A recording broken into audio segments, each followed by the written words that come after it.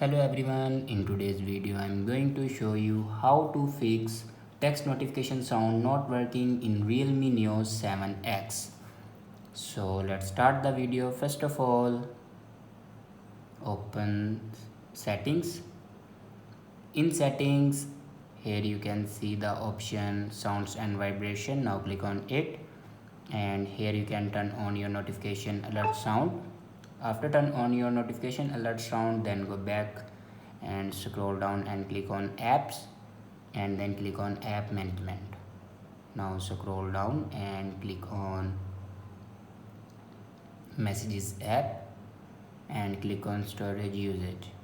Now here you can clear the data and cache memory of your messages app. After clear data and cache memory, then go back to the main page of your settings and click on system and update. Now click on software update, and here you can check your latest version will be updated or not. If it doesn't update to latest version, then update it to latest version. After update a latest version, then go back to your home screen and restart your device. For restart your device, press and hold power button and then swipe up to restart your device. After doing these steps, your problem will be fixed. I hope this video is helpful for you. Thanks for watching.